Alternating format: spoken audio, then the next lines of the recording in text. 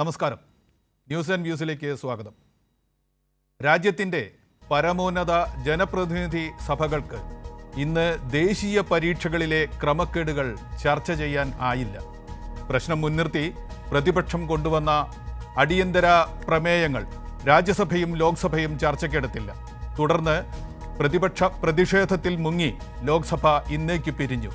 രാജ്യസഭയിൽ നടുത്തളത്തിൽ ഇറങ്ങി പ്രതിഷേധിച്ച് സഭാ നടപടികൾ ബഹിഷ്കരിച്ച് പ്രതിപക്ഷം ഇറങ്ങിപ്പോയി. പ്രതിപക്ഷം അടിയന്തര പ്രമേയം അവതരിപ്പിക്കും എന്ന വാർത്തകൾ പ്രചരിച്ചുകൊണ്ടിരിക്കെ പാർലമെന്റ് വെബ്സൈറ്റിൽ അടിയന്തര പ്രമേയം സമർപ്പിക്കാനുള്ള ഓപ്ഷൻ നാടകീയമായി ബ്ലോക്ക് ചെയ്യപ്പെട്ടു. ലോക്സഭയിൽ വിഷയം ഉന്നയിച്ച് സംസാരിക്കുമ്പോൾ പ്രതിപക്ഷ നേതാവ് രാഹുൽ ഗാന്ധിയുടെ മൈക്ക് ഓഫ് ചെയ്യുക വരെയുണ്ടായി. പ്രായോഗികമായി 18ാം ലോക്സഭയുടെ ആദ്യ പൂർണ്ണദിനം ആകേണ്ടിയിരുന്ന ഇന്ന് അസാന്നിധ്യം കൊണ്ട് പ്രധാനമന്ത്രി നരേന്ദ്രമോദി ശ്രദ്ധേയനായി. സഭയിലെത്താത്ത പ്രധാനമന്ത്രി കുംഭകോണത്തിലൂടെ ദേശീയ പരീക്ഷകളുടെ വിശ്വാസ്യത ചോർന്ന വിഷയത്തിനു പോലും ഇടമില്ലാത്ത രാജ്യസഭയും പാർലമെന്റും. ഈ ദേശീയ സങ്കടമാണ് ഇന്ന് നമ്മുടെ ചർച്ചാ വിഷയം. ഇന്ന് ന്യൂസ് ആൻഡ് വ്യൂസിൽ പങ്കെടുക്കുന്ന അതിഥികൾ ഇവരാണ്. CPIM-ന്റെ പ്രതിനിധിയായി ഡോക്ടർ വി ശിവദാസൻ MP, BJP-യുടെ പ്രതിനിധിയായി ശ്രീ പ്രിന്റു മഹാദേവ്, നിരീക്ഷകനായി അഡ്വക്കേറ്റ് N. ലാൽകുമാർ.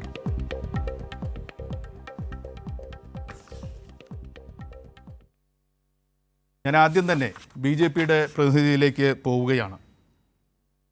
പാർലമെൻറ്റിലെങ്കിലും നീറ്റാവേണ്ട കാര്യങ്ങൾ എന്നാണ് ഞങ്ങൾ ഇന്ന് ഉന്നയിച്ചിരിക്കുന്ന ചർച്ചാ വിഷയം. പ്രിന്റു, പ്രായോഗികമായി 18ാം ലോക്സഭയുടെ ആദ്യത്തെ ദിവസം, ആദ്യത്തെ പൂർണ്ണദിനം എന്ന് പറയാം, നടപടിക്രമങ്ങൾ പൂർണ്ണമായി അരങ്ങേറുന്ന ആദ്യത്തെ ദിവസം, അന്ന് പ്രധാനമന്ത്രി നരേന്ദ്രമോദിയുടെ അസാന്നിധ്യം സഭയിൽ ഉണ്ടാകുന്നു.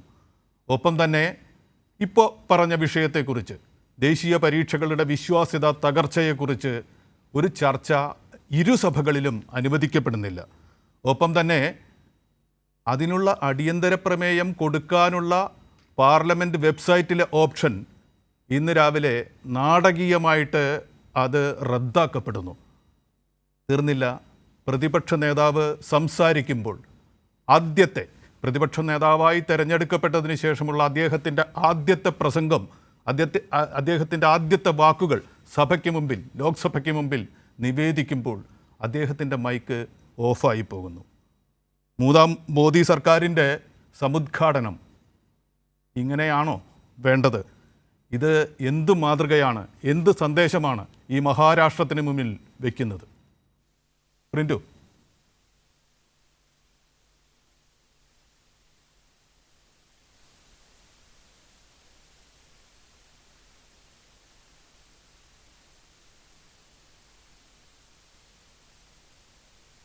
പ്രിന്റുവിൻ്റെ അദ്ദേഹം പറയുന്നത് നമുക്ക് ഈ പരിപാടിയിൽ കേൾക്കാനാവില്ല.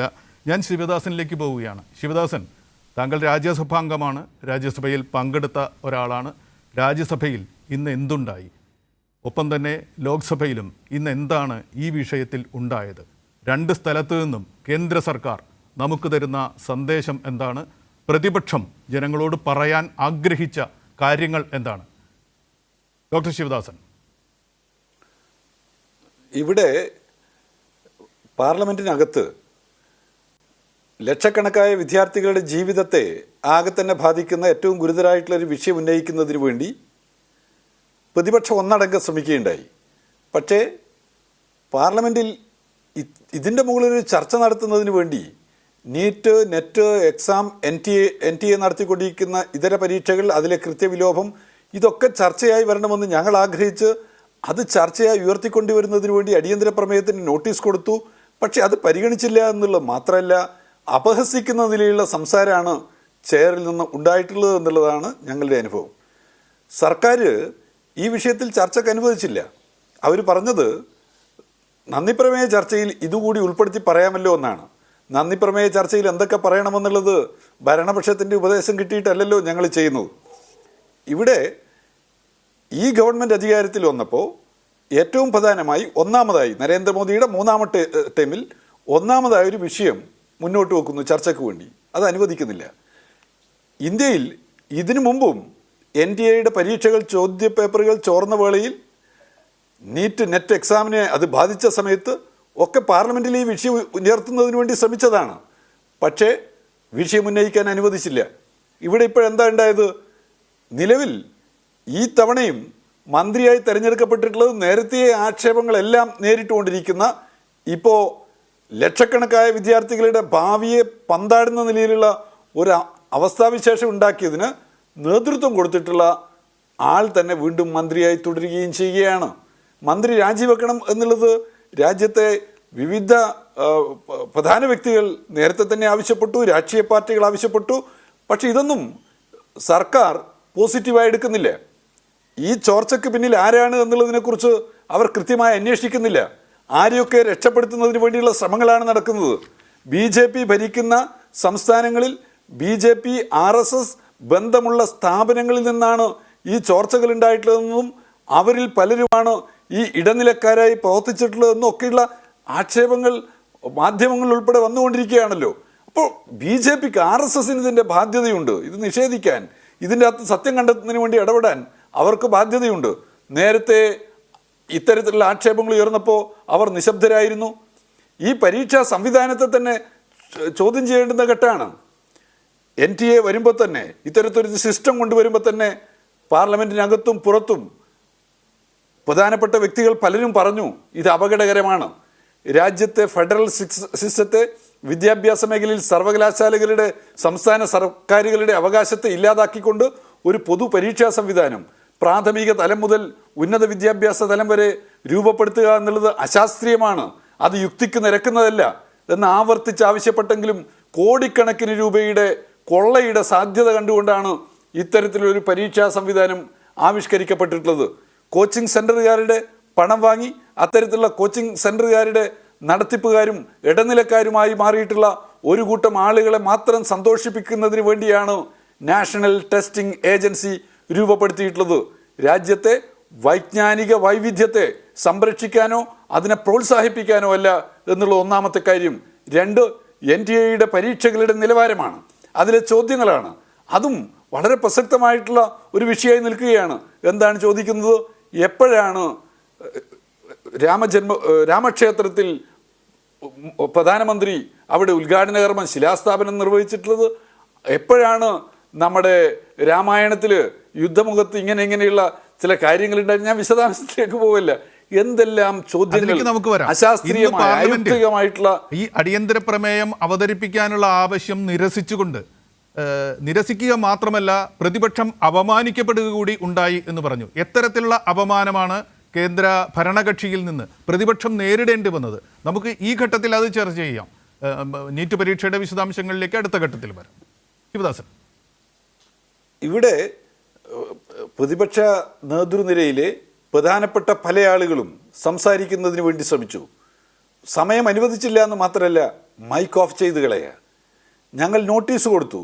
ആ നോട്ടീസിൻ്റെ മുകളിൽ ആരാണ് നോട്ടീസ് കൊടുത്തതെന്നോ ഉള്ളടക്കത്തെക്കുറിച്ചോ വിശദമായി പ്രതിപാദിക്കപ്പെട്ടില്ല എന്നുള്ളത് വേറെ കാര്യം.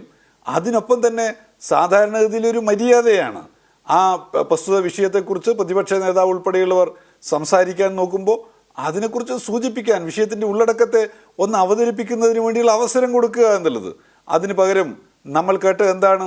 ഈ ആവശ്യം ഉന്നയിച്ച് ശബ്ദിച്ച ആളുകളുടെ പേര് അപഹസിക്കുന്ന നിലയിൽ മുഴക്കുന്നു, ചെയറിൽ അത്തരത്തിലുള്ള പ്രയോഗങ്ങൾ ഉണ്ടാവുന്നു. അതിനുമപ്പുറത്ത് പ്രസംഗിക്കാൻ ശ്രമിച്ചവരുടെ മൈക്ക് ഓഫ് ചെയ്യുന്നു. പിന്നെ ഏകപക്ഷീയമായ നിലയിൽ ചർച്ച നടത്തി കൊണ്ടുപോയി കളയാം. പ്രതിപക്ഷം ഒന്നടങ്കം സഭയിൽ നിന്ന് പുറത്തു പോയാലും അവരെ പുറത്താക്കിയിട്ട് ഞങ്ങൾ നടത്തും എന്നുള്ള ധാർഷ്ട്യം നമ്മൾ വീണ്ടും കാണുകയാണ്. 150 ആളുകളെ. ഡോക്ടർ ശിവദാസൻ, ഞാൻ താങ്കളിലേക്ക് വരാം. പ്രിന്റു, താങ്കൾ നേരത്തെ പറഞ്ഞത് കേൾക്കാനായിരുന്നില്ല സാങ്കേതിക തകരാറുകൾ മൂലം. ഇപ്പോൾ അഡ്വക്കേറ്റ് ശിവദാസൻ, രാജ്യസഭാംഗം കൂടിയായ അഡ്വക്കേറ്റ് ഡോക്ടർ ശിവദാസൻ, അദ്ദേഹം വിശദീകരിച്ചത് താങ്കൾ കേട്ടിട്ടുണ്ടായിരിക്കും. പ്രതിപക്ഷം അപമാനിക്കപ്പെട്ടിരിക്കുന്നു. പ്രതിപക്ഷത്തിന് ആ പ്രശ്നം ഉന്നയിക്കാൻ കഴിഞ്ഞില്ല എന്ന് മാത്രമല്ല, പേരെടുത്ത് വിളിച്ച് താങ്കൾക്ക് തന്നെ ഒരു ശല്യമായി മാറിയിരിക്കുകയാണ് എന്നൊക്കെ ഉള്ള മട്ടിൽ ലോക്സഭയിലെ മുതിർന്ന അംഗങ്ങളോട് ചെയറിൽ നിന്ന് കമൻറ്റുകൾ അടിക്കുന്ന രീതിയിൽ വരെയുള്ള രംഗങ്ങൾ അവിടെ ഉണ്ടായി. ഞാൻ നേരത്തെ പറഞ്ഞതുപോലെ പ്രതിപക്ഷ നേതാവ് ഈ സഭയിലെ അദ്ദേഹത്തിൻ്റെ ആദ്യത്തെ പരാമർശം നടത്തുമ്പോൾ മൈക്ക് ഓഫ് ചെയ്യുന്ന, ഇന്ത്യയുടെ പ്രതിപക്ഷ നേതാവിൻ്റെ മൈക്ക് ഓഫ് ചെയ്യുന്ന തരത്തിലുള്ളൊരു സമീപനം പോലും ചെയറിൽ നിന്ന് ലോക്സഭയിൽ ഉണ്ടായി. പാർലമെൻറ്റിലെങ്കിലും ഇത്തരത്തിലുള്ള ഒരു നീറ്റ്നെസ് നമ്മൾ പുലർത്തേണ്ടതില്ലേ? രാജ്യം മുഴുവൻ പാർലമെൻ്റ് ആകേണ്ട ഒരു രാഷ്ട്രീയ കാലാവസ്ഥയിൽ പാർലമെൻ്റ് ആകേണ്ടേ? എന്ത് സന്ദേശമാണ് മൂന്നാം മോദി സർക്കാർ അതിൻ്റെ സമാരംഭവേളയിൽ ഇന്ത്യ എന്ന മഹാരാഷ്ട്രത്തിന് കൊടുത്തത്? അതാണ് ഞാൻ താങ്കളോട് ചോദിച്ചത്. പ്രിന്റുമാഷേ പറയൂ. അങ്ങ് പറഞ്ഞതിൽ തന്നെ തുടങ്ങാം. അങ്ങ് പറഞ്ഞല്ലോ ഈ സമാരംഭം.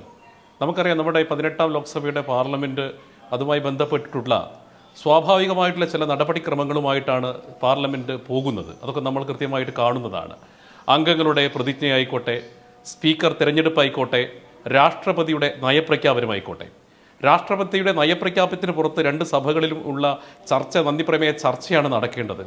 അവിടെയാണ് പ്രതിപക്ഷം, സത്യത്തിൽ നമുക്കറിയാലോ നമ്മളുടെ ഒരു ശാപം, ജനാധിപത്യത്തിൻ്റെ ഒരു ശാപം എന്ന് പറയുന്നത് എല്ലായ്പ്പോഴും ഈ കാര്യഗൗരവമില്ലാത്ത പ്രതിപക്ഷം ഇന്ത്യ മഹാരാജ്യത്ത് ഉണ്ടാകുന്നില്ല എന്ന് തന്നെയാണ് പ്രധാനപ്പെട്ട ഒരു കാര്യം. അതിന് ഞങ്ങൾ മോശമായിട്ട് കാണുന്നില്ല. കാരണം നമ്മൾ തിരഞ്ഞെടുക്കപ്പെട്ട പ്രതിപക്ഷ നേതാവിനെ തന്നെ നമുക്ക് നോക്കിക്കഴിഞ്ഞാൽ അതിൻ്റെ ഒരു നിലവാരം നമുക്കറിയാമല്ലോ. അതുകൊണ്ട് തന്നെ പ്രതിപക്ഷം കൃത്യമായിട്ടുള്ള പക്വത കാണിക്കാതെ ഈ സഭയുടെ തുടക്കത്തിൽ തന്നെ പ്രക്ഷുബ്ധമാക്കിക്കൊണ്ട് സഭയെ മാറ്റാനുള്ള ആസൂത്രിതമായിട്ടുള്ള ശ്രമമാണ് നടത്തിക്കൊണ്ടുവരുന്നത്.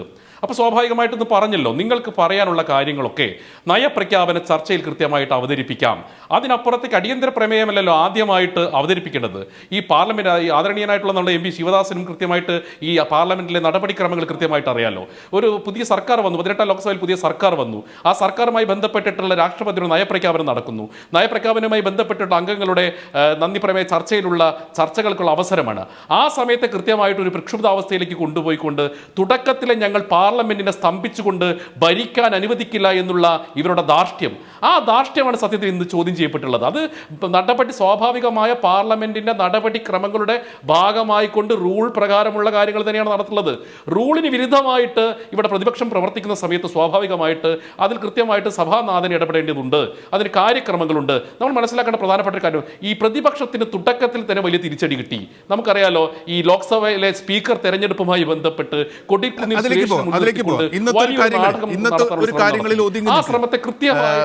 പ്രിന്റുമാഷെ ഇന്നത്തെ കാര്യങ്ങളിൽ ഒതുങ്ങി നിൽക്കുക. താങ്കൾ പറഞ്ഞത് വ്യക്തമാണ്. ഞാൻ ഇടപെട്ട് ഒന്ന് ചോദിക്കട്ടെ. അടിയന്തര പ്രമേയം എന്ന് പറയുന്നത് മറ്റെല്ലാ നടപടിക്രമങ്ങളും മാറ്റിവെച്ചുകൊണ്ട് അടിയന്തര പ്രാധാന്യം ഉള്ളൊരു വിഷയം ചർച്ച ചെയ്യാൻ പ്രതിപക്ഷത്തിന് ഉപയോഗിക്കാവുന്ന സഭയിലെ അവകാശമാണ്. അത് വിനിയോഗിക്കേണ്ട സാഹചര്യമായി എന്ന് പ്രതിപക്ഷമാണ് തീരുമാനിക്കുന്നത്. അവർ പക്വതയില്ലാത്തവരാകാം, അവർക്ക് പുറകിൽ രാഷ്ട്രീയ താല്പര്യങ്ങളുണ്ടാകാം. പക്ഷെ പ്രതിപക്ഷമായിരിക്കാൻ, ഇന്ത്യൻ പാർലമെൻറ്റിൽ പ്രതിപക്ഷ ദൗത്യം നിറവേറ്റാൻ ജനങ്ങളുടെ മാൻഡേറ്റ് നേടി വന്നവരാണവർ. അവരുടെ ഈ നടപടി ക്രമപരമായ പിശക് എന്ന് വെച്ചാൽ മൂന്നാം മോദി സർക്കാർ സമുദ്ഘാടനം ചെയ്യപ്പെടുന്ന വേളയിൽ ഈ അപശകുനം അനുവദിക്കില്ല എന്നൊരു നിലപാട് അതിൽ ഉറച്ചു നിൽക്കുകയാണോ? അത് തന്നെയാണോ ഇന്ന് കൊടുക്കാൻ ആഗ്രഹിച്ച സന്ദേശം? ഒരു തിരിച്ചടി തുടക്കത്തിൽ തന്നെ പരാജയപ്പെടുത്തും എന്ന ഒരു നിശ്ചയദാർഢ്യമാണോ ഭരണകക്ഷിയുടെ ഭാഗത്ത് നിന്ന് ഉണ്ടായത്? പക്ഷേ അല്ല, അതിനകത്ത് കൃത്യമായിട്ട് നമുക്കറിയാലോ ഈ പാർലമെന്റ് ചട്ടങ്ങളുമായി ബന്ധപ്പെട്ടുള്ള കൃത്യമായിട്ടുള്ള നയപരിപാടികളുണ്ട്, സഭാ ചട്ടങ്ങളുണ്ട്. ആ ചട്ടങ്ങളെ കാറ്റിൽ പറത്തിക്കൊണ്ട് അടിയന്തര പ്രമേയം എന്ന് പറയുന്നത് സഭയുടെ ഒരു ക്രമമായിട്ടുള്ള രീതിക്ക് അനുഗുണമായ കാര്യമല്ല. അത് ശിവദാസനെ പോലുള്ള ആളുകൾക്ക് അറിയാം. ശിവദാസൻ വേണമെങ്കിൽ ഒരു പൊളിറ്റിക്കലി രാഷ്ട്രീയപരമായ വാദത്തിന് വേണമെങ്കിൽ അതൊന്നുമില്ല, ഞങ്ങൾക്ക് രാഷ്ട്രപതിയുടെ നയപ്രഖ്യാപനത്തിന് മുമ്പേ അടിയന്തര പ്രമേയത്തിലുള്ള അവകാശമുണ്ടെന്നൊക്കെ പറയാം.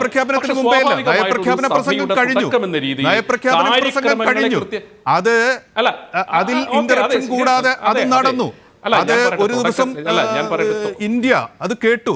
രാഷ്ട്രപതിയുടെ നയം, അതായത് കേന്ദ്ര സർക്കാരിന്റെ നയം രാഷ്ട്രപതിയിലൂടെ പുറത്തു വന്നത് കേട്ടു.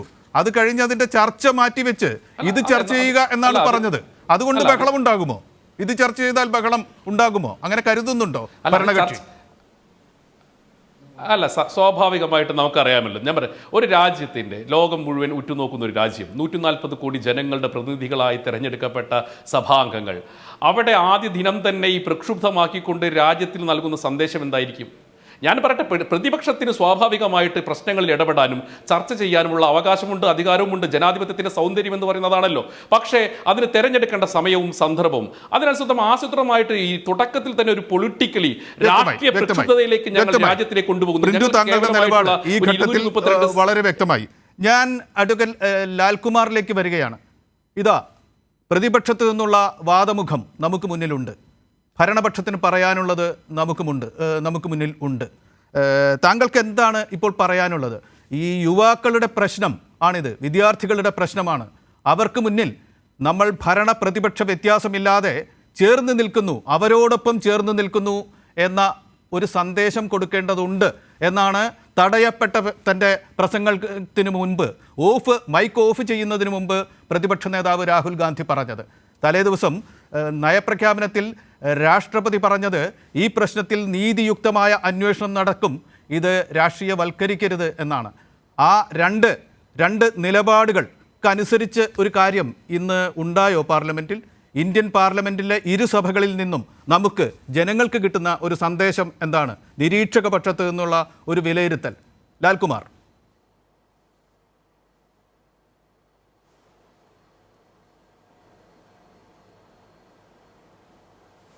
അല്ല, നോക്കൂ, കഴിഞ്ഞ 10 വർഷക്കാലമായി ഇന്ത്യൻ പാർലമെൻറ്റിലെ ചർച്ചകളുടെ ഒരു ക്വാളിറ്റി എടുത്തു കഴിഞ്ഞാൽ യഥാർത്ഥത്തിൽ പ്രതിപക്ഷത്തിന് പല കാര്യങ്ങളും പറഞ്ഞവതരിപ്പിക്കാനുള്ള അവസരം ഉണ്ടാകാത്ത ഒരു രാഷ്ട്രീയ അന്തരീക്ഷം നമുക്ക് കാണാൻ കഴിയും. അതിന് ഒരു സംശയവുമില്ല കാര്യത്തിൽ.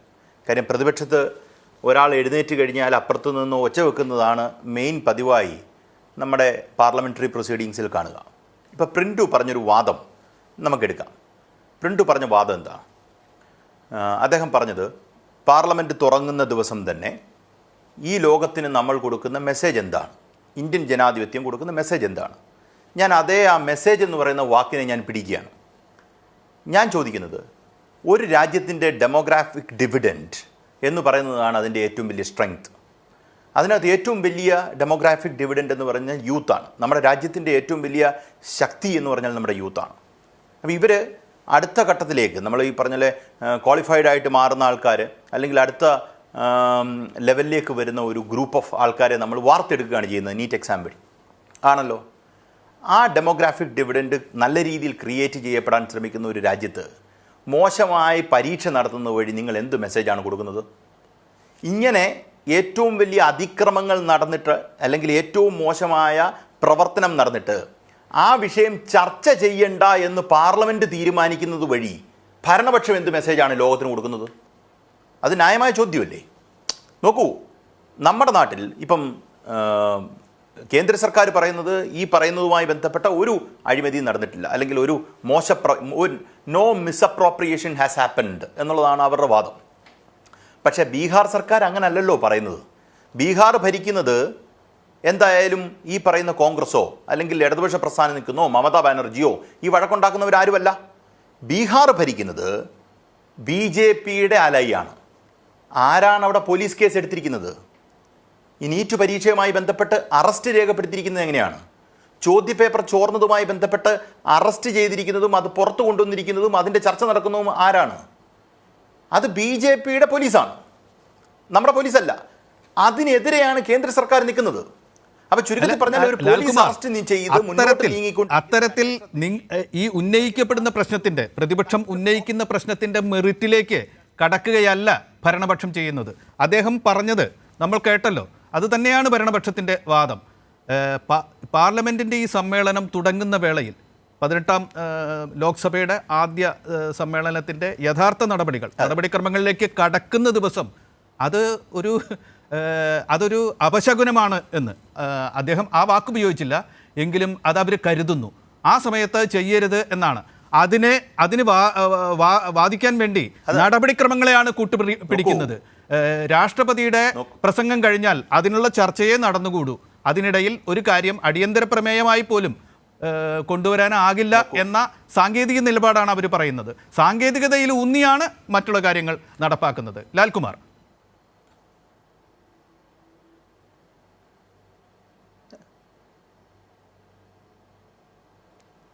നോക്കൂ, ഈ പ്രൊസീജിയർ എന്ന് പറയുന്നത് സബ്സ്റ്റാൻഷ്യൽ ജസ്റ്റിസിനെ ഡിഫീറ്റ് ചെയ്യുന്നതാകാൻ പാടില്ല. ഇതൊരു സുപ്രീം ലോ ആണ്, ലോയുടെ പൊസിഷനാണ്. നമ്മളത് മനസ്സിലാക്കേണ്ട ഒരു കാര്യമാണ്. പ്രൊസീജിയർ വേണോ വേണ്ടായോ എന്നുള്ളതല്ല എൻ്റെ ചോദ്യം. ഇപ്പം ഞാൻ നോക്കൂ, ഇന്ന് സ്പീക്കർ പറയുകയാണ് ഇന്നത്തെ ദിവസം ഇങ്ങനെ പോട്ടെ, നമുക്ക് നാളെ ആ ടോപ്പിക് എടുക്കാം എന്ന് അദ്ദേഹം പറഞ്ഞോ? അല്ലെങ്കിൽ അത് അടിയന്തരമായി തന്നെ ചർച്ച ചെയ്യേണ്ട ഒരു വിഷയമാണ്, നമുക്ക് ചർച്ച ചെയ്യാം, അത് ഇന്നല്ല എന്നൊരു റിമാർക്ക് അദ്ദേഹത്തിൻ്റെ ഭാഗത്തുനിന്ന് വന്നോ? അപ്പം അങ്ങനൊരു കാര്യമില്ല. അവർ പറയുന്നത് എന്താ, നന്ദി പ്രമേയത്തിൻ്റെ കൂട്ടത്തിൽ പറയാം എന്നല്ലേ പറഞ്ഞത്? അങ്ങനെ പറയേണ്ട ഒരു വിഷയമല്ല ഇത്. നോക്കൂ, ഒരു ജനറൽ പബ്ലിക് ഇമ്പോർട്ടൻസ് ഉള്ള ഒരു മാറ്ററിൽ a discussion should happen. The prime minister should speak before the parliament. അത് ജനങ്ങളുടെ ആവശ്യമല്ലേ? നോക്കൂ, കഴിഞ്ഞ കുറേ നാളുകളായി നടന്നുകൊണ്ടിരുന്നൊരു കാര്യം, പ്രൈം മിനിസ്റ്ററിൻ്റെ വഴിക്ക് പോവുക. അദ്ദേഹം ഇന്നത് തുടങ്ങി വെച്ചിട്ടുണ്ട്. ഇന്നെത്തിയില്ല. പ്രധാനമന്ത്രി ഇന്ത്യ മഹാരാജ്യത്ത് അദ്ദേഹം ഉണ്ട് എങ്കിൽ ആ പാർലമെന്റ് ഹൗസിലേക്ക് വരാത്തത് basically it shows the under confidence of prime minister. Nothing more nothing less. അദ്ദേഹത്തിന് ഇതിനൊന്നും നേരിടാനുള്ള ശക്തിയില്ല എന്നുള്ളതാണ് സത്യം. കാര്യം ശക്തമായി അപ്പുറത്തുനിന്ന് നിൽക്കുന്ന ആൾക്കാരെ കാണുമ്പോൾ തന്നെ അദ്ദേഹം പതുങ്ങും. അത് നമ്മൾ പലപ്പോഴും കണ്ടിട്ടുള്ളതാണ്. ലാൽകുമാർ, തിരിച്ചു വരാം. ചോദ്യങ്ങൾ പ്രിന്റു മഹാദേവ്, ഞാൻ താങ്കളിലേക്ക് വീണ്ടും വരികയാണ്. ഇതാ താങ്കളുടെ സാങ്കേതിക നടപടിക്രമത്തിൽ ഊന്നി നിന്നുകൊണ്ട് താങ്കൾ ഉന്നയിച്ച വാദം നിരീക്ഷകനായ ലാൽകുമാർ തള്ളിക്കളയുന്നു. സാങ്കേതികത്വമല്ല, നടപടിക്രമങ്ങളിൽ ഒരു പ്രശ്നം, അത്തരത്തിലൊരു പ്രശ്നം ഭരണകക്ഷിക്ക് ആത്മാർത്ഥമായിട്ട് ഫീൽ ചെയ്യുന്നുണ്ടെങ്കിൽ ഇത് കഴിഞ്ഞിട്ട് ചർച്ച നടത്താം എന്ന് പറയാമായിരുന്നു. നന്ദി പ്രമേയ ചർച്ചയിൽ പറയാനുള്ളത് നന്ദി പ്രമേയത്തെക്കുറിച്ചുള്ള കാര്യങ്ങളാണ്, അതിൽ ഉന്നയിച്ചുകൊള്ളൂ എന്നുള്ളത് അല്ല. ഇതേക്കുറിച്ചൊരു ചർച്ച, തുറന്ന ചർച്ച, പ്രതിപക്ഷ നേതാവ് പറഞ്ഞത് പ്രധാനമന്ത്രിയുടെ സാന്നിധ്യത്തിൽ എന്നാണ്. താങ്കൾ സമുദ്ഘാടനം എന്ന എൻ്റെ വാക്കിന് സ്വാഗതം ചെയ്തല്ലോ. ആ സമുദ്ഘാടന വേള ആഘോഷിക്കാൻ വേണ്ടി സഭയുടെ നാഥൻ, ലോക്സഭയുടെ നാഥൻ പ്രധാനമന്ത്രി അവിടെ ഉണ്ടായിരുന്നില്ല. ഈ രണ്ട് കാര്യങ്ങൾ നടപടിക്രമങ്ങൾക്ക് വേണ്ടിയാണോ? ആണെങ്കിൽ എന്തുകൊണ്ട് ഈ ചർച്ച കഴിഞ്ഞിട്ട് ഇക്കാര്യം വിശദമായി തന്നെ ഈ ചർച്ച കഴിഞ്ഞിട്ട് ചർച്ച ചെയ്യാം എന്ന് ചെയറിന് പറയാനായില്ല? രണ്ട്, എന്തുകൊണ്ട് പ്രധാനമന്ത്രി ഈ ഒന്നാമത്തെ ദിവസം പോലും സഭയിൽ എത്തിയില്ല? പറയാനുണ്ടോ മറുപടി? അല്ല, ഇതിനകത്ത് കൃത്യമായിട്ട് നോക്കൂ, നയപ്രഖ്യാപനത്തിൽ നോക്കൂ, ഇന്ത്യയുടെ ചരിത്രത്തിൽ തന്നെ അത് വ്യക്തമായി, അത് നേരത്തെ പറഞ്ഞതാണ്. ഇത് കഴിഞ്ഞ് ചർച്ച ചെയ്യാമായിരുന്നു എന്ന് പറയാമായിരുന്നില്ലേ എന്നാണ് ചോദ്യം. രാഷ്ട്രപതി നയപ്രഖ്യാപനത്തിനകത്ത് പറഞ്ഞതിനകത്ത് കൃത്യമായിട്ട് ഇത് രാഷ്ട്രീയം മറന്നുകൊണ്ട് പാർലമെന്റ് ഒറ്റക്കെട്ടായിട്ട് കൈകാര്യം ചെയ്യേണ്ട കാര്യമാണ്. ഇതിന് നിങ്ങൾ രാഷ്ട്രീയം മറക്കണം. ഇത് രാജ്യത്തിലെ യുവജനങ്ങളെ ബാധിക്കുന്ന കാര്യമാണ്. വിഷയം ഒരിക്കലും ചർച്ച ചെയ്യില്ലെന്ന് ഒരു സ്ഥലത്തും പറഞ്ഞിട്ടില്ല. അദ്ദേഹം പറഞ്ഞത് എന്താണ്? പാർലമെന്റിന്റെ നടപടി കീഴ്വഴക്കങ്ങൾക്ക് അനുസൃതമായിക്കൊണ്ട് നിങ്ങൾക്ക് അടിയന്തര പ്രമേയം അവതരിപ്പിക്കാനുള്ള അവകാശമുണ്ട്. ആ അവകാശത്തെ മുൻനിർത്തിക്കൊണ്ട് തന്നെ, പക്ഷേ അതോടൊപ്പം തന്നെ പാർലമെന്റിന്റെ നടപടിക്രമങ്ങളെ നിങ്ങൾ തടസ്സപ്പെടുത്തരുത്. അത് തടസ്സപ്പെടുത്താൻ നിന്ന് കഴിഞ്ഞാൽ സഭാനാഥൻ എന്ന രീതിയിൽ സഭയുടെ നല്ല രീതിയിലുള്ള നടത്തിപ്പിന് വേണ്ടി എനിക്ക് അത് അനുവദിക്കാൻ സാധിക്കില്ല. ഇതാണ് അദ്ദേഹം കൃത്യമായി പറഞ്ഞത്. വ്യക്തമാണ്. പ്രധാനമന്ത്രി എന്തുകൊണ്ട് വന്നില്ല? ഇന്ത്യൻ പാർലമെന്റ് ആയിക്കോട്ടെ, അടുത്ത ചോദ്യം, പ്രധാനമന്ത്രി എന്തുകൊണ്ട് വന്നില്ല? പ്രധാനമന്ത്രിയുമായി ബന്ധപ്പെട്ട് അദ്ദേഹം എല്ലാ ദിവസവും ഇങ്ങനെ സഭയിൽ വന്നുകൊണ്ട് എല്ലാ കാര്യങ്ങൾക്കും മറുപടി പറയണമെന്നൊന്നുമില്ലല്ലോ. മറുപടി പറയണ്ട, അദ്ദേഹം വരണ്ടേ? ഇന്ത്യൻ പാർലമെന്റ് എന്ത് പറയുന്നു എന്ന് നേരിട്ട് കേൾക്കേണ്ട ഒരു ബാധ്യത അദ്ദേഹത്തിനില്ലേ?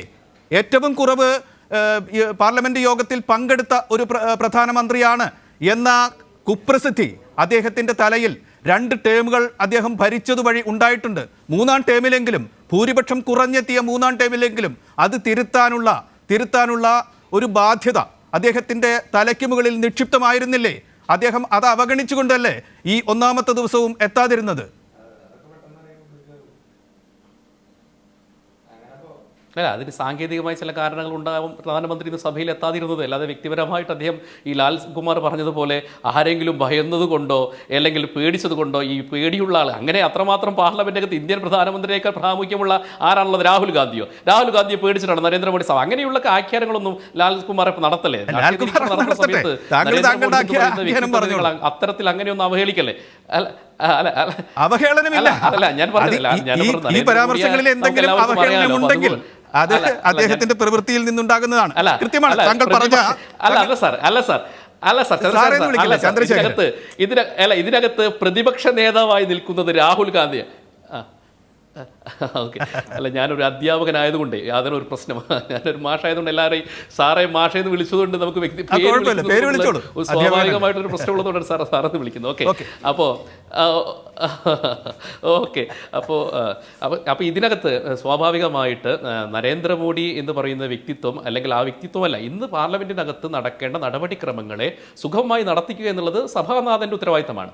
അപ്പോൾ അതുകൊണ്ടുള്ള ഒരു ക്രമപ്രശ്നം എന്ന രീതിയിലാണ്. അപ്പോൾ അടിയന്തര പ്രമേയം നടത്തണമെന്നൊന്നും പറഞ്ഞില്ലല്ലോ. സ്പീക്കർ കൃത്യമായിട്ട് പറഞ്ഞു. ഇപ്പോൾ ശിവദാസൻ അടക്കമുള്ള ആളുകൾക്ക് അറിയാലോ, കൃത്യമായിട്ട് പറഞ്ഞല്ലോ. ഇത് നമുക്ക് ഒറ്റക്കെട്ടായിക്കൊണ്ട് ഒരു അടിയന്തര പ്രമേയം എന്ന രീതിയിലല്ല, സഭയുടെ ഒറ്റക്കെട്ടായിക്കൊണ്ട് നേരിടേണ്ട ഒരു വിഷയമാണ്. ആ രീതിയിലാണ് ഇത് പാർലമെന്റിനകത്ത് ഇതിനെ NDAയും അതോടൊപ്പം സഭാനാഥനായിട്ടുള്ള സ്പീക്കറും കണ്ടിട്ടുള്ളത്. തിരിച്ചു വരാം. ഡോക്ടർ ശിവദാസൻ, ഞാൻ താങ്കളിലേക്ക് വരികയാണ്. ചർച്ചയുടെ പോക്ക് താങ്കൾ കണ്ടല്ലോ. ഭരണപക്ഷത്ത് നിന്ന് പറയുന്ന ഇതാണ്, ഇത് നടപടിക്രമത്തിൻ്റെ വശത്ത് നിന്ന് ആലോചിച്ചാൽ ഒരു നടപടി പിശകാണ്. അത് ഈ സർക്കാരിൻ്റെ ആദ്യത്തെ ലോക്സഭാ ദിനത്തിൽ തന്നെ അത് കൊണ്ടുവന്നത്, രാഷ്ട്രപതിയുടെ നന്ദിപ്രമേയത്തിലുള്ള ചർച്ച മാറ്റിവെച്ചുകൊണ്ട് ഇത് വാദിക്കണം എന്ന് പറഞ്ഞത്, അത് ഒരു അവലക്ഷണം ഉണ്ടാക്കലാണ്. അതൊരു ബഹളത്തിന് വേണ്ടിയാണ്. അത് ലോകത്തിന് മുന്നിൽ ഇന്ത്യയെക്കുറിച്ചൊരു തെറ്റായ സന്ദേശം കൊടുക്കുന്നതിന് വേണ്ടിയുള്ള രാഷ്ട്രീയ ഗൂഢാലോചനയാണ് എന്നാണ് അദ്ദേഹം പറയുന്നത്. അതിന് മറുപടി മാത്രമല്ല, പ്രധാനമന്ത്രി അവിടെ എത്താതെ പോയത് സാങ്കേതിക കാരണങ്ങളായിരിക്കാം. അതൊരിക്കലും ഭീരുത്വം കൊണ്ടല്ല, അത് ആരെയും പേടിച്ചിട്ടല്ല.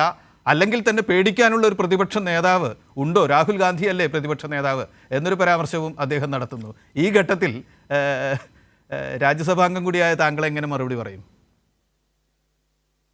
ഇതിൽ ഒന്നാമത്തേത്, പ്രധാനമന്ത്രി സഭയിലെത്താത്തതിനെ കുറിച്ച് ബഹുമാന്യായ പ്രിൻഡു മഹാദേവനോട് ഞാൻ സൂചിപ്പിക്കുന്നത്, ഇന്ത്യൻ പാർലമെൻറ്റിൽ അംഗങ്ങളുടെ ചോദ്യങ്ങൾക്ക് ഏറ്റവും കുറവ് മറുപടി പറഞ്ഞിട്ടുള്ള പ്രധാനമന്ത്രി ആരെന്ന് കൂടി അന്വേഷിക്കുന്നത് നല്ലതായിരിക്കും എന്നുള്ളതാണ്.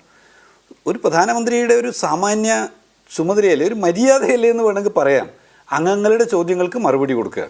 എന്തുകൊണ്ടാണ് പ്രധാനമന്ത്രിക്ക് ആ നിലയിൽ മറുപടി പറയാൻ പറ്റാത്തത്? പല ചോദ്യങ്ങൾ വന്നേക്കാം. ഇപ്പം നീറ്റ് ആയി ബന്ധപ്പെട്ടാവാം, അതല്ലെങ്കിൽ NTA സിസ്റ്റത്തെക്കുറിച്ചാവാം, അതല്ലെങ്കിൽ രാമക്ഷേത്രത്തിലെ ചോർച്ചയാവാം. ഇന്ന് ഡൽഹിയിൽ ടെർമിനൽ തകർന്നു വീണ്, അദ്ദേഹത്തിൻ്റെ ഉദ്ഘാടനം നിർവഹിച്ച സ്ഥാപനം തന്നെ തകർന്നു വീണ് ആള് മരണപ്പെടുന്നു, വെള്ളക്കെട്ടിനാൽ സർവീസ് നടത്താൻ പറ്റാത്തതിൽ എയർപോർട്ട് രൂപപ്പെടുന്നു. ഇങ്ങനെ പല വിഷയങ്ങളെക്കുറിച്ചുള്ള ചോദ്യങ്ങൾ വരാം. അഗ്നിവീറിനെ കുറിച്ചാവാം, എന്തോ ആവട്ടെ. പക്ഷേ ചോദ്യങ്ങൾക്ക് ഉത്തരം പറയാൻ, തൻ്റെ വകുപ്പുമായി ബന്ധപ്പെട്ട കാര്യങ്ങൾക്ക് പ്രത്യേകിച്ച് മറുപടി പറയാനുള്ള ബാധ്യതയിൽ നിന്ന് എന്തുകൊണ്ടാണ് ഇന്ത്യൻ പ്രധാനമന്ത്രി ഒളിച്ചോടുന്നത് എന്നുള്ളത് തികച്ചും ന്യായമായിട്ടുള്ളൊരു ചോദ്യമാണ്. ആ ചോദ്യത്തിൻ്റെ അടിസ്ഥാനം ഇതാണ്: മുൻകാലങ്ങളിൽ പ്രധാനമന്ത്രിമാർ നേരിട്ട് ഉത്തരം കൊടുത്തിരുന്നുവെങ്കിൽ സഭാംഗങ്ങളെ അഭിമുഖീകരിച്ചുകൊണ്ട് ഉത്തരം പറയുന്നതിന് നരേന്ദ്രമോദി തയ്യാറാവുന്നില്ല എന്നുള്ളത് മാത്രമല്ല, കേവലം നടപടിക്രമങ്ങളെ മാനിക്കാതെയാണ് ഈ അടിയന്തര പ്രമേയം കൊണ്ടുവന്നത് എന്ന ആ വാദത്തിനുള്ള മറുവാദം എന്താണ്? മറുപടി എന്താണ്? രണ്ടാമത്തേത് ഇന്ത്യൻ പാർലമെന്ററി പ്രവർത്തനത്തിനുള്ള ചട്ടങ്ങൾ, ആ ചട്ടങ്ങളിൽ വളരെ കൃത്യമായി ലോകസഭയിലും രാജ്യസഭയിലും നൽകിയിട്ടുള്ള അംഗങ്ങളുടെ അവകാശമാണ് അടിയന്തര പ്രമേയത്തിലുള്ള നോട്ടീസ് കൊടുക്കാനുള്ള അവകാശം. അത് പാർലമെൻറ്റ് സമ്മേളിക്കുന്ന, പാർലമെൻറ്റ് പ്രവർത്തിക്കുന്ന, രാജ്യസഭ ലോകസഭ എന്നതിൽ പ്രവർത്തിക്കുന്ന ഏത് ദിവസവും അവർക്ക് കൊടുക്കാം. ആ കൊടുത്തു കഴിഞ്ഞാൽ ആ വിഷയത്തെക്കുറിച്ച് ചർച്ച ചെയ്യുന്നതിന് യാതൊരുവിധ സാങ്കേതിക തടസ്സവും അവിടെ ഇല്ല. ഇവിടെ ഇന്നുണ്ടായിട്ടുള്ള കാര്യം എന്താണ്? ആ നോട്ടീസിനെ കുറിച്ച് പരാമർശിക്കുക പോലും, ശരിയാവണ്ണം പരാമർശിക്കുക പോലും ചെയ്യാതെ പ്രസ്തുത വിഷയം അവിടെ ഇത് തുടക്കത്തിൽ തന്നെ തള്ളുന്നതിന് വേണ്ടി തീരുമാനിക്കുന്നു. പ്രസ്തുത വിഷയം ഉന്നയിക്കുന്നതിന് വേണ്ടി ശ്രമിച്ചിട്ടുള്ള പ്രതിപക്ഷ നേതാക്കളുടെ മൈക്ക് ഓഫ് ചെയ്യുന്നു. പ്രതിപക്ഷ നേതാവിൻ്റെയൊക്കെ മൈക്ക് ഓഫ് ചെയ്യുക എന്നൊക്കെ പറഞ്ഞാൽ അത് മര്യാദയില്ലായ്മയുടെ അങ്ങേത്തലയാണ് എന്ന് ആളുകൾ പറഞ്ഞാൽ അത് തെറ്റാവില്ല. പിന്നെ അതിനപ്പുറത്ത് വേറെന്ത് കാണുന്നു? അവിടെ ഈ വിഷയം ഉന്നയിക്കാൻ ശ്രമിക്കുന്ന ആളുകളുടെ പേര് വിളിച്ചുകൊണ്ട് അവരെ വാൺ ചെയ്യാൻ ശ്രമിക്കുന്നു. നേരത്തെ 150 ആളുകളെ പുറത്താക്കിയിട്ടുള്ള അനുഭവം നമ്മുടെ മുമ്പിലുണ്ട്. തുടർന്ന് സമാനമായ നിലയിൽ തന്നെയാണ് ഞങ്ങൾ പാർലമെൻറ്റ് നടത്തിക്കൊണ്ടുപോകുക എന്നുള്ളതാണ് ഇന്നത്തെ ദിവസവും സംഭവങ്ങൾ ഓർമ്മപ്പെടുത്തുന്നത്. ഞങ്ങൾ ഈ വിഷയത്തിൽ പറയുന്നത് എന്താ? ചർച്ച നടത്താം, നന്ദി പ്രമേയത്തെക്കുറിച്ച് ഞങ്ങളൊക്കെ പങ്കെടുക്കും, ഒരു പ്രയാസം അതിനകത്തില്ല. പക്ഷേ അതിനു മുമ്പേ നീട്ടിവെക്കാൻ പാടില്ലാത്തൊരു വിഷയമുണ്ട്. ഈ രാജ്യത്തിലെ ലക്ഷക്കണക്കിന് വരുന്ന വിദ്യാർത്ഥികളുടെ ഭാവി ജീവിതത്തെ നിർണ്ണയിക്കുന്ന, നിർണായകമായിട്ടുള്ള രാജ്യത്തിൻ്റെ ആരോഗ്യ മേഖലയെ, മെഡിക്കൽ കോളേജുകളുടെ പ്രവർത്തനത്തെ ഒക്കെ നിർണ്ണയിക്കുന്ന സുപ്രധാനമായിട്ടുള്ള ഒരു പരീക്ഷയാകെ അട്ടിമറിക്കപ്പെട്ടിരിക്കുന്നു. അതിൻ്റെ ചോദ്യപേപ്പറുകൾ ചോർന്നിരിക്കുന്നു, ഗുരുതരമായിട്ടുള്ള വിഷയം. അത് നമ്മൾ ഇന്ന് തന്നെ ചർച്ച ചെയ്യണമെന്ന് ഒന്നും രണ്ടും ആളുകളല്ല ആവശ്യപ്പെട്ടത്. 2 ഡസനിലധികം ആളുകൾ നോട്ടീസ് കൊടുക്കുകയാണ്. ഞാൻ ഉൾപ്പെടെ നോട്ടീസ് കൊടുത്തിട്ടുള്ള ആളാണ്. അതിന് മുകളിൽ ചർച്ച നടത്തുന്നതിന് എന്തായിരുന്നു സാങ്കേതികമായിട്ടുള്ള തടസ്സം? ഒന്നും ഉണ്ടായിട്ടില്ല. ഒറ്റൊരു കാര്യമേ ഉണ്ടായിട്ടുള്ളൂ, അത് ഇതിൻ്റെ വസ്തുത പുറത്തോട്ട് വരും എന്നുള്ളതാണ്. മന്ത്രിയുടെ രാജി അത് സുപ്രധാനമാണ് എന്ന പ്രതിപക്ഷത്തിൻ്റെ ആവശ്യം അതൊന്നുകൂടി ജനങ്ങൾക്ക് മുമ്പിൽ വ്യക്തമാക്കപ്പെടുമെന്നുള്ള ഭയം മാത്രമാണ് ഈ ചർച്ചയിൽ നിന്ന് പിന്തിരിഞ്ഞു പോകുന്നതിനുള്ള കാരണമായിട്ടുള്ളത്. അതുകൊണ്ട് സഭാചട്ടങ്ങളുടെ ലംഘനമല്ല, അവിടെ കൃത്യമായ സഭാചട്ടങ്ങൾ പുറത്തിക്കൊണ്ട് തന്നെയാണ് പ്രതിപക്ഷം നോട്ടീസ് കൊടുത്തിട്ടുള്ളത്. പ്രതിപക്ഷ നേതൃനിരയിലെ ആളുകളുടെ മൈക്ക് ഓഫ് ചെയ്തത് അതൊരിക്കലും ആവർത്തിക്കാൻ പാടില്ലാത്ത കാര്യവും കൂടിയായിരുന്നു. ഡോക്ടർ ശിവദാസൻ, ഞാൻ മടങ്ങി വരാം. ഡോക്ടർ ലാൽകുമാർ, ഇതിൽ ഈ മൈക്ക് ഓഫ് ചെയ്ത കാര്യം ഞാൻ പരാമർശിച്ചു, നിങ്ങൾ പലരും പരാമർശിച്ചു. അത് പ്രത്യേകിച്ച് എടുത്തു തന്നെ അതൊരു നടപടിക്രമങ്ങൾക്ക് വിരുദ്ധമായിട്ട് സംസാരിച്ചാൽ ചെയറിന് അത് ചെയ്യാം എന്ന സാങ്കേതികത്വത്തിലാണ് നേരത്തെ പ്രിൻറ്റു മഹാദേവ് അതിന് വാദിച്ചത്. അങ്ങനെയാണെങ്കിൽ പോലും ഞാനൊരു മാധ്യമപ്രവർത്തകൻ എന്ന നിലയ്ക്ക് അതൊരു രാഷ്ട്രീയ കാഴ്ച, അത് ഈ രാഷ്ട്രത്തിന് ഭൂഷണമാണ് എന്ന് കരുതാത്ത ഒരാൾ കൂടിയാണ്. അതുകൊണ്ട് പറയുകയാണ്, ഇന്ന് ഒരു കോൺഗ്രസ് MP, അദ്ദേഹത്തിൻ്റെ പേര് മാണിക്യം ടാഗോർ, അദ്ദേഹം എക്സിൽ ഒരു പരാമർശം നടത്തിയിരുന്നു. ഡിജിറ്റൽ ഇന്ത്യയിൽ അവിശ്വസനീയമായൊരു കാര്യമാണ് നടന്നിരിക്കുന്നത്, ഇങ്ങനെ നടക്കുമോ എന്ന് അദ്ദേഹം ചോദിച്ചിരിക്കുന്നു. ആ അടിയന്തര പ്രമേയം ഉന്നയിക്കാനുള്ള ഓപ്ഷൻ ഇന്ത്യൻ പാർലമെൻറ്റിൻ്റെ ആ വെബ്സൈറ്റിൽ നിന്ന് നാടകീയമായിട്ട് ഇന്ന് രാവിലെ റദ്ദാക്കപ്പെട്ടതിനെക്കുറിച്ചാണ് അദ്ദേഹം പറയുന്നത്. ഒന്നും സഭയിൽ ഉന്നയിക്കാൻ കഴിയാത്ത കാലത്തേക്കാണോ ഇന്ത്യ പോകുന്നത് എന്ന് അദ്ദേഹം ചോദിക്കുന്നു. അദ്ദേഹം പറയുന്നു, ചിയർ ലീഡർമാരല്ല ഇരുസഭകളിലും വേണ്ടത് എന്നൊരു ഓർമ്മിപ്പിക്കലും അദ്ദേഹം നടക്കുന്നു. ഇന്ത്യൻ ജനാധിപത്യത്തിൻ്റെ മനസാക്ഷിക്ക് നേരെയാണ് ഈ ശബ്ദങ്ങൾ ഉയരുന്നത്. നമ്മുടെ പാർലമെൻറ്റ് അല്ലാതായിക്കൊണ്ടിരിക്കുകയാണോ? അല്ലെങ്കിൽ തന്നെ എല്ലാ ക്ലാസിക്കൽ ഭംഗിയുമുള്ള പാർലമെൻറ്റിനെ പന്നിക്കൂട് എന്ന് വിളിച്ചിട്ടുണ്ട് ലോക രാഷ്ട്രീയം. പന്നിക്കൂടിനേക്കാൾ ദയനീയമായ സ്ഥിതിയിലേക്ക് ഇന്ത്യൻ പാർലമെൻറ്റ് പോവുകയാണോ? അതൊരു നോക്കുകുത്തിയും മാപ്പ് സാക്ഷിയുമായി മാറുന്ന കാലത്തിലേക്കാണോ നമ്മൾ പോകുന്നത്? താങ്കൾ ആ ആശങ്ക പങ്കിടുന്നുണ്ടോ? താങ്കളൊരു അഭിഭാഷകൻ കൂടിയാണല്ലോ, ആ നിലയ്ക്ക് പ്രതികരിക്കൂ. ലാൽകുമാർ.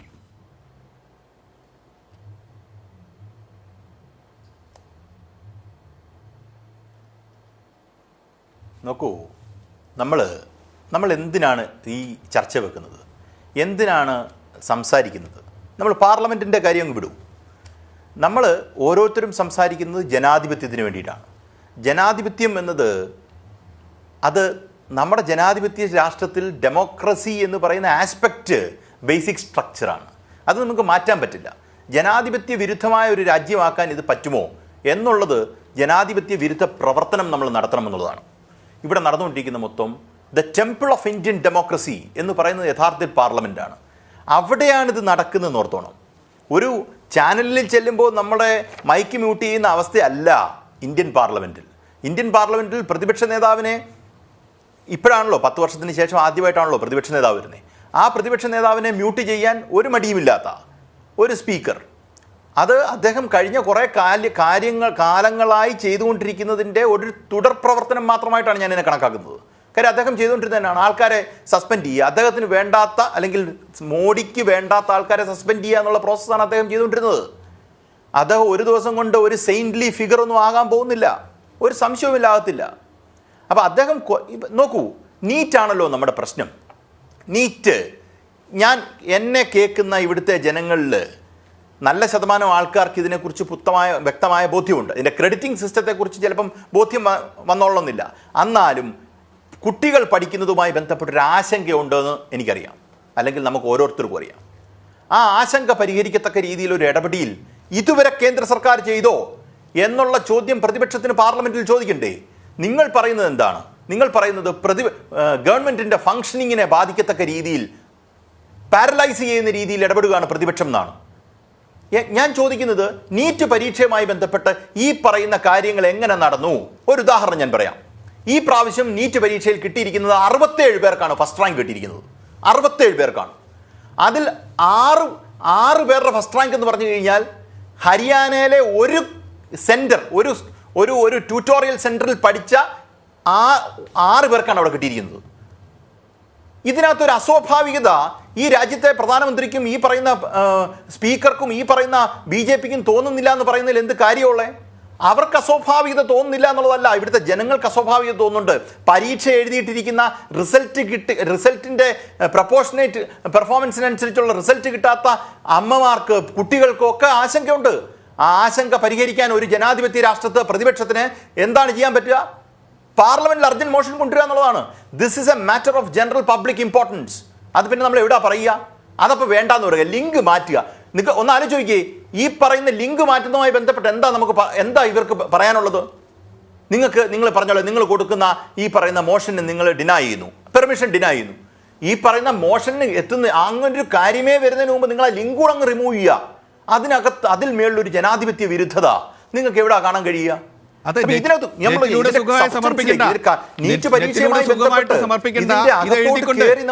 എഴുതിക്കൊണ്ട് ഞങ്ങളുടെ സമക്ഷത്തിൽ വരൂ എന്നാണ് സന്ദേശം. പറ്റില്ല.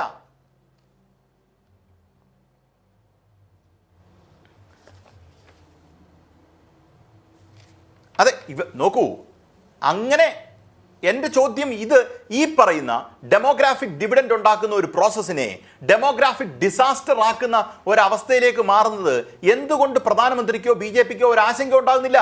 ഇവർ പറയുന്ന കാര്യം എന്താ? ആദ്യത്തെ ദിവസം തന്നെ ഒരു ബാഡ് ഓമൻ ആണെന്നുള്ളതാണ്. എന്താ ബാഡ് ഓമൻ ആണ് ഇങ്ങനൊരു കാര്യം ചെയ്യുന്നത്? എൻ്റെ ചോദ്യം, ഇതൊന്നും വരത്തില്ലായിരുന്നല്ലോ. വൃത്തിയായിട്ട് ടെസ്റ്റ് അങ്ങ് നടത്തിയാൽ പോരായിരുന്നോ? നല്ല രീതിയിൽ റാങ്ക് ചെയ്ത് കുട്ടികൾക്കാർക്കും പ്രശ്നം ആശങ്കയില്ലാത്ത രീതിയിൽ ഒരു എക്സാമിനേഷൻ നടത്തി കഴിഞ്ഞാൽ ഈ പ്രശ്നം ഈ പറയുന്ന ബാഡ് ഓമനെ കുറിച്ചും ഈ പറയുന്ന രാഹുൽ ഗാന്ധിക്കോ ഈ പറയുന്ന പ്രതിപക്ഷത്തിനോ അവിടെ ഉന്നയിക്കേണ്ടതായിട്ട് വരുന്നില്ലല്ലോ. ഈ പ്രശ്നം രാജ്യത്ത് ഉന്നയിച്ചത് പ്രതിപക്ഷമല്ല. ആദ്യം ഈ പ്രശ്നം രാജ്യത്ത് ഉന്നയിച്ചത് പാവപ്പെട്ട ജനങ്ങളാണ്. ഒരു കാര്യം കൂടെ ഞാൻ പറയാം. ഈ നീറ്റ് പരീക്ഷയിലെ ഏറ്റവും നിഗൂഢമായ ഒരു കാര്യം കൂടെ ഉണ്ട്. ഇതിന്റെ റിസൾട്ട് വന്നത് എന്താണെന്നറിയോ? ഇലക്ഷൻ ഡിക്ലെയർ ചെയ്യുന്നതിൻ്റെ അന്ന്. കാര്യം ഈ പറയുന്ന കാര്യങ്ങൾ വാർത്തകൾ മുങ്ങിപ്പോണമെന്നുള്ളത് വ്യക്തമായി കണക്ക് കൂട്ടിയാണ് ഈ പറയുന്ന റിസൾട്ട് വന്നിരിക്കുന്നത്. താങ്കൾ എടുത്ത് നോക്കൂ, നീറ്റ് പരീക്ഷയുടെ റിസൾട്ട് വന്നിരിക്കുന്നത് എന്താണ്? നീറ്റ് പരീക്ഷയുടെ റിസൾട്ട് വരേണ്ടിയിരുന്നത് യഥാർത്ഥത്തിൽ 14-ാം തീയതി ആയിരുന്നു. അതിനെ അവർ പ്രീപോൺ ചെയ്ത് 10 ദിവസം പൊറോട്ടാക്കിയാണ് ഈ നീറ്റ് പരീക്ഷയുടെ റിസൾട്ട് പ്രഖ്യാപിച്ചിരിക്കുന്നത്. തെരഞ്ഞെടുപ്പ് റിസൾട്ട് വന്നെന്നാണ് പ്രഖ്യാപിച്ചിരിക്കുന്നത്. കാര്യം ഈ പറയുന്ന അഴിമതി, ഈ കുംഭകോണം, ഈ പറയുന്ന ഇലക്ഷന്റെ ആരവത്തിനകത്ത്, റിസൾട്ടിന്റെ ആരവത്തിനകത്ത് മുങ്ങിപ്പോണമെന്ന് വ്യക്തമായ ധാരണയോടുകൂടി ചെയ്തതാണ്. അതാ പറഞ്ഞു, ഓരോ കാര്യങ്ങളും നമ്മൾ അകത്തോട്ട് ചെല്ലുമ്പം എന്തിനിത് നേരത്തെ ഡിക്ലെയർ ചെയ്യുന്നു? നേരത്തെ ഡിക്ലെയർ ചെയ്ത് ന്യായമായിട്ടല്ലോ. ഇപ്പം ഒരു പരീക്ഷാ സെന്ററിൽ നിങ്ങൾ പോകുന്നു, അവിടെ റാങ്കിങ്ങിന്റെ സ്കെയിലിൽ വ്യത്യാസം വരുന്നുണ്ട്. ഒരിക്കലും ഒരു മനുഷ്യന് കിട്ടാൻ പറ്റാത്ത, നീറ്റ് പരീക്ഷയ്ക്ക് ഒരു കാരണവശാലും കിട്ടാൻ പറ്റാത്ത മാർക്ക് ഈ പ്രാവശ്യം കിട്ടിയിട്ടുണ്ട്. കുട്ടികളുടെ ഇന്റർവ്യൂ കിടപ്പുണ്ട്. നമ്മൾ ചുമ്മാ ഒന്ന് യൂട്യൂബിൽ പോയാൽ മതി. ഒരാൾക്ക് ഈ മാർക്ക് കിട്ടാൻ പറ്റില്ല. കാര്യം അത് മാത്തമാറ്റിക്കലി പോസിബിൾ അല്ലാത്ത മാർക്ക് കിട്ടുക. ഇതിനൊക്കെ ചോദ്യം ചെയ്യുന്ന ഒരു സമൂഹം ഉണ്ടാകണ്ടേ എന്നുള്ളതാണ് ചോദ്യം. അതിന് പറയുക ടെക്നിക്കാലിറ്റീസ്, അവിടെ അത് കൊടുത്തില്ല ഇത് കൊടുത്തില്ല എന്ന് പറയുന്നതിനൊന്നും ഒരു ന്യായവുമില്ല എന്നുള്ളതാണ് എനിക്ക് പറയാനുള്ളത്. വ്യക്തമാണ് ലാൽകുമാർ. ഞാൻ മടങ്ങി വരാം. പ്രിന്റു മഹാദേവ്, താങ്കൾ കേട്ടല്ലോ. ഇത് മറുപക്ഷത്ത് നിന്ന് ഉയരുന്ന വാദമാണ്, നിരീക്ഷക പക്ഷത്ത് നിന്ന് ഉയരുന്ന വാദമാണ്. ഭരണപക്ഷം അതുപോലെ തന്നെ അത് ആക്സെപ്റ്റ് ചെയ്യണം എന്ന് ഞാൻ പറയില്ല.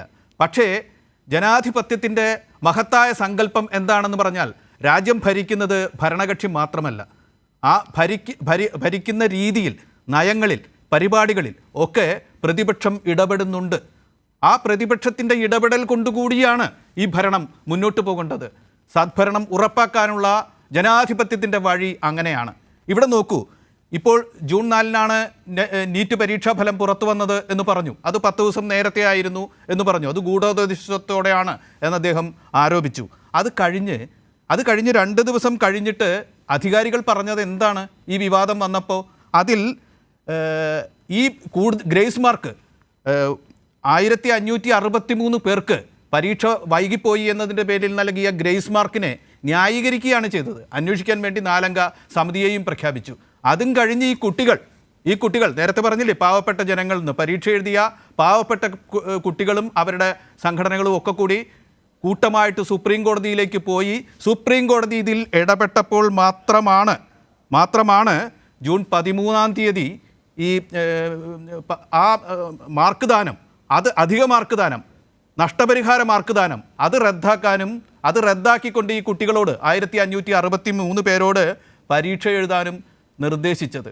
അതുപോലെ തന്നെ സുപ്രീം കോടതിയുടെ ആ നീക്കത്തിൻ്റെ പശ്ചാത്തലത്തിലാണ് ഇത് മുഴുവൻ സംഭവിച്ചിട്ടുള്ളത്. പത്രങ്ങളും ഈ പരീക്ഷ എഴുതിയ നിസ്സഹായരായ കുട്ടികളും ഒക്കെ കൂടി ചേർന്നാണ് ഈ അന്തരീക്ഷത്തിലേക്ക് കാര്യങ്ങൾ കൊണ്ടുവന്നത്. തീർച്ചയായിട്ടും പ്രതിപക്ഷവും കൂടി ചേർന്നാണ് സ്വമേധയാ ഉദാര മനസ്ഥിതി കൊണ്ട് ഈ കുട്ടികളുടെ വിഷമത്തിൽ മനസ്സലിഞ്ഞുകൊണ്ട് ആരും ഔദാര്യമായിട്ടല്ല ഇതുവരെ ഉള്ള കാര്യങ്ങൾ സംഭവിച്ചിരിക്കുന്നത്. എന്നിട്ട് പോലും ഈ പരീക്ഷ എത്ര പേര് എഴുതിയെന്നറിയാമോ? 48% കുട്ടികൾ ഈ അധികമായി കൊടുത്ത ആനുകൂല്യം ഉപയോഗിച്ചില്ല. എന്താണ് അതിൻ്റെ അർത്ഥം? ഒരിക്കൽ കൂടി പരീക്ഷ നടത്തിയാൽ ആ പരീക്ഷ കൃത്യമാണെങ്കിൽ അത് അഭിമുഖീകരിക്കാൻ 48% പേർക്ക് ഈ ഒരുപാട് മാർക്ക് കൊടുത്ത ഈ കുട്ടികൾക്ക് ധൈര്യമില്ല. എന്തായിരുന്നു? കൃത്രിമത്തിൻ്റെ വാചാലമായ ഒരു പ്രസ്താവനയല്ലേ അത്? അതൊക്കെ ഉണ്ടായിട്ടുണ്ട്. അതുകൊണ്ട് പ്രതിപക്ഷത്തിൻ്റെ ഇടപെടലിനെ തടയുന്ന തരത്തിലുള്ള ഒരു സമീപനം ഭരണപക്ഷം സ്വീകരിക്കുകയാണെങ്കിൽ ഇക്കാര്യത്തിൽ അത് ജനാധിപത്യപരമായി നിലനിൽപ്പുള്ളതാണോ? ലോകത്തെ ഏറ്റവും വലിയ ജനാധിപത്യം എന്ന് പറയുന്ന ഇന്ത്യക്ക് അത് ഭൂഷണമാണോ? മാഷേ, നീറ്റും നെറ്റുമായി ബന്ധപ്പെട്ട് കൃത്യമായിട്ട് അതിനകത്ത് കേന്ദ്ര സർക്കാർ അതിനകത്ത് ക്ലാരിറ്റി വരുത്തിയിട്ടുണ്ട്. നമ്മൾ വിവാദങ്ങൾക്ക് അപ്പുറത്തേക്ക് അതിന് കൃത്യമായിട്ട് ഇപ്പോൾ കേന്ദ്ര ഏജൻസികളാണല്ലോ ഈ നീറ്റും നെറ്റുമായി ബന്ധപ്പെട്ട വിവരങ്ങളൊക്കെ ആദ്യമായിട്ട് അത് എന്താണെന്ന് ശാസ്ത്രീയമായി തെളിയിച്ചുകൊണ്ട് പുറത്തേക്ക് വന്നത്. അത് തെളിയിച്ചതിൻ്റെ അടിസ്ഥാനത്തിൽ നെറ്റ് പരീക്ഷ റദ്ദാക്കി. നീറ്റുമായി ബന്ധപ്പെട്ട് പരമോന്നത നീതിപീഠത്തിന് മുമ്പിൽ നിൽക്കുന്നൊരു കേസാണ്. സ്വാഭാവികമായിട്ട് നമുക്കറിയാം 24 ലക്ഷം പേർ എഴുതിയിട്ടുള്ള സ്വാഭാവികമായിട്ടുള്ള ഒരു പരീക്ഷ. അതിനകത്ത് ഒരു 0.001% ആളുകൾ ഏതെങ്കിലും തരത്തിലുള്ള ക്രമക്കേട് ക്രമക്കേട് നടത്തിയ മുഴുവൻ ആളുകളെയും പൊതുസമൂഹത്തിന് മുമ്പിൽ കൊണ്ടുവന്നിരിക്കുകയാണ്. അതിനകത്ത് നിങ്ങൾ പറഞ്ഞില്ല ഇത് ഏതെങ്കിലും RSSO BJP കാരൊന്നുമല്ല. ഇതിൻ്റെ യഥാർത്ഥ വശങ്ങളിലേക്ക് പോകുന്ന സമയത്ത് നമുക്കറിയാം ഇവരുടെ ഇന്ത്യ സഖ്യത്തിലെ ലാലു പ്രസാദിന്റെ PSയിലേക്കാണ് ഇതിന്റെ മുൾമുനകൾ നീങ്ങുന്നത്. അതിൽ നമുക്കല്ല പ്രീതം യാദവ് അദ്ദേഹത്തിലേക്കാണ് നീങ്ങുന്നത്. സിക്കന്ദർ യാദവും പ്രീതം യാദവും ലാലു പ്രസാദിന്റെ മകനായിട്ടുള്ള തേജസ്വി യാദവിലേക്കാണ് ഇതിന്റെ കണക്ഷൻ വരുന്നത്. അതുമായി ബന്ധപ്പെട്ട് ഇതിലെ ആളുകളെ മുഴുവൻ നിങ്ങൾ കണക്ഷൻ നോക്കിക്കഴിഞ്ഞാൽ കോൺഗ്രസിന്റെയും ഈ ലാലുവിന്റെയും പാർട്ടിയുമായി ബന്ധപ്പെട്ട ആളുകളാണ്. അപ്പോൾ നോക്കൂ, നമ്മുടെ ജനാധിപത്യത്തിന്റെ ഏറ്റവും വലിയ പ്രശ്നം എന്ന് പറഞ്ഞാൽ ഇത്തരത്തിലുള്ള പരീക്ഷാ ചോദ്യ പേപ്പറുകൾ അട്ടിമറിക്കാനുള്ള ലോബികൾ എല്ലാ കാലഘട്ടത്തിലും പ്രവർത്തിച്ചിട്ടുണ്ട്. അത് 2012 ഉണ്ടായിട്ടുണ്ട്, 87 ഉണ്ടായിട്ടുണ്ട്, 2014 ഉണ്ടായിട്ടുണ്ട്. പക്ഷെ സ്വാഭാവികമായിട്ട് ഇത് ആസൂത്രിതമായിട്ട് കേന്ദ്ര സർക്കാരിനെതിരെ വലിയൊരു ഗൂഢാലോചനയുടെ ഭാഗമായിക്കൊണ്ടാണ് ഈ നീറ്റ് അട്ടിമറി എന്ന് ഞങ്ങൾ സംശയിക്കുന്നു. അതിന് യഥാർത്ഥ വശങ്ങൾ കൊണ്ടുവരും. കാരണം സ്പോൺസേഡ് കലാപങ്ങളാണ് നരേന്ദ്രമോദി സർക്കാരിനെതിരെ നിരന്തരമായിട്ടുള്ളത്. നമുക്ക് ഖലിസ്ഥാൻവാദികളുടെ സ്പോൺസേഡ് കലാപം, കർഷക കലാപം, CAയുടെ പേരിലുള്ള കലാപങ്ങൾ, അതുപോലെ പ്രത്യേകം നിങ്ങളൊന്ന് മനസ്സിലാക്കണം, ഈ 4 വർഷമായിട്ട് നീറ്റ് പരീക്ഷ നടത്തുന്നത് NTA തന്നെയാണല്ലോ നടത്തുന്നത്. ഏതെങ്കിലും തരത്തിൽ ആക്ഷേപങ്ങൾ ഉണ്ടായിട്ടുണ്ടോ? ഈ പറയുന്ന ഈ ടെസ്റ്റ് വളരെയധികം കാര്യഗൗരവത്തോടു കൂടി വളരെ സ്ട്രിക്റ്റോടു കൂടി നടത്തുന്നു എന്നുള്ള പരാതിയാണ് ഉണ്ടായിരുന്നത്. പക്ഷേ ഇപ്പോൾ പ്രത്യേക സാഹചര്യത്തിൽ ഒരു പറ്റം ആളുകൾ പക്ഷേ ഞാൻ മനസ്സിലാക്കി തീർത്തോളം ഇനി വരാൻ പോകുന്നത് ഇന്ത്യ സഖ്യമാണെന്നുള്ള ഒരു ധാരണയ്ക്ക് പുറത്ത് ഈ പഴയ കാലഘട്ടത്തിലെ ഈ കോൺഗ്രസിന്റെ മനസ്സുള്ള ഉദ്യോഗസ്ഥ വൃന്ദങ്ങൾ ഇത്തരത്തിൽ ആസൂത്രിതമായിട്ടുള്ള ശ്രമം നടത്തുന്നു. കാരണം എന്താണ്, എല്ലാ കാലഘട്ടത്തിൽ ഇത്തരത്തിലുള്ള ലോബിക്ക് പിറകിൽ പ്രവർത്തിച്ചുള്ളത് കോൺഗ്രസ് ഭരണകൂടങ്ങളാണ്. അങ്ങനെ ഒരു ലോബിയുടെ പിറകിൽ പോകുന്ന സംവിധാനമായിരിക്കും നരേന്ദ്രമോദി സർക്കാരിനുള്ളത്. നിങ്ങൾക്കറിയാമല്ലോ, ഇപ്പോൾ ISROയുടെ മുൻ ചെയർമാനായുള്ള K. രാധാകൃഷ്ണനെ ബന്ധപ്പെട്ടുകൊണ്ടാണ് 7-അംഗ സമിതി രൂപീകരിച്ചിട്ടുള്ളത്. ദ്രുതഗതിയിലുള്ള നടപടികളുമായി വിദ്യാർത്ഥികളുടെ പക്ഷത്ത് നിന്നുകൊണ്ടാണ് ഈ സർക്കാർ മുന്നോട്ട് പോയിട്ടുള്ളത്. പിന്നെ 24 ലക്ഷം പേരെഴുതി ഉന്നത റാങ്ക് നേടി കഷ്ടപ്പെട്ട് വന്ന ആളുകളെ മുഴുവൻ മുൾമുനയിൽ നിർത്തിക്കൊണ്ട് ഈ പരീക്ഷ റദ്ദാക്കാനുള്ള ഉണ്ടായിക്കഴിഞ്ഞ രാജ്യം എങ്ങനെയാണ് ഉണ്ടാവുക? രാജ്യം വലിയൊരു കലാപത്തിലേക്ക് പോകും. അപ്പോൾ യഥാർത്ഥ പ്രതികളെ കൊണ്ടുവന്നുകൊണ്ട് ഈ പരീക്ഷ സംവിധാനത്തിൽ ഏതെങ്കിലും തരത്തിലുള്ള ക്രമക്കേടുകൾ ഉണ്ടെങ്കിൽ ആ ക്രമക്കേട് നടത്തിയ ആളുകളെ മുഴുവൻ കൊണ്ടുവരിക എന്നുള്ളതാണ് ഇതിന് ശാശ്വതമായ പരിഹാരം. അതുമായി ബന്ധപ്പെട്ട് കൃത്യമായി കേന്ദ്ര സർക്കാർ വ്യക്തത വരുത്തിയിട്ടുണ്ട്. പിന്നെ ഇതിനകത്ത് RSS ബന്ധം, BJP ബന്ധം, അങ്ങനെയുള്ള ഒരു ബന്ധവും ഒരാൾക്ക് തെളിയിക്കാൻ വരെ ഞാനടക്കമുള്ള ആളുകൾ രാഷ്ട്രീയ പ്രവർത്തനം അവസാനിപ്പിക്കും. ഈ ശിവദാസനോട് പറയാണ്, ഇപ്പം എല്ലാ കാലഘട്ടത്തിലും ആഗോള താപനത്തിനും കാരണക്കാർ RSS ആണെന്നാണ് ഈ ശിവദാസനെ പോലെയുള്ള ആളുകളുടെ ഒരു ധാരണ. ഇതിനകത്ത് ഏതെങ്കിലും RSSന്റെയോ BJPയുടെ പ്രവർത്തകർക്ക് പങ്കുണ്ടെന്ന് തെളിയിച്ചാൽ ഒരു സംശയം വേണ്ട, ഞാനടക്കമുള്ള ആളുകൾ രാഷ്ട്രീയ പ്രവർത്തനം നിർത്തും. കാരണം ഞങ്ങൾക്കറിയാം, കാരണം ഒന്നാമത് ഈ സ്പോൺസേഡ് സമരങ്ങൾ നടക്കുന്ന ഒരു കാലഘട്ടത്തിൽ വളരെ സൂക്ഷ്മതയോട് കൂടിയിട്ടാണ് കേന്ദ്ര സർക്കാർ 10 വർഷമായിട്ട് മുന്നോട്ട് പോയിട്ടുള്ളത്. ഒരു പാർലമെന്റിനെയും നിശബ്ദമാക്കാൻ കേന്ദ്ര സർക്കാർ ശ്രമിച്ചിട്ടില്ല. നേരത്തെ അങ്ങ് പറഞ്ഞല്ലോ 10 വർഷമായി പാർലമെന്റ് നിശബ്ദമായിരുന്നെന്ന്. ഒരിക്കലും നിശബ്ദമായിരുന്നില്ല. ഇന്ത്യയുടെ ചരിത്രത്തിൽ തന്നെ പാർലമെന്റിനെ നിശബ്ദമാക്കിക്കൊണ്ട്, ഇന്ത്യൻ ജനാധിപത്യത്തെ നിശബ്ദമാക്കിക്കൊണ്ട് അടിയന്തരാവസ്ഥ പ്രഖ്യാപിച്ച നമ്മുടെ പാർലമെന്റ് ഫസ്റ്റ് ദിനം തന്നെ ശിവദാസൻ അറിയുണ്ടാവും. അടിയന്തരാവസ്ഥ പ്രഖ്യാപിച്ച ഇന്ദിരാഗാന്ധിയുടെ സർക്കാരിനെതിരെയുള്ള ഭരണഘടനാ മൂല്യങ്ങൾ ഉയർത്തിപ്പിടിക്കുന്ന രീതിയിലുള്ള സന്ദേശമാണ് രാഷ്ട്രപതി നൽകിയത്. അതുകൊണ്ട് ഈ ജനാധിപത്യ രീതിയിലുള്ള പ്രതിപക്ഷ ബഹുമാനത്തെ കൃത്യമായിട്ട് നടത്തിക്കൊണ്ട് തന്നെയും സർക്കാർ മുന്നോട്ട് പോവുക, ഒരു സംശയവും വേണ്ട.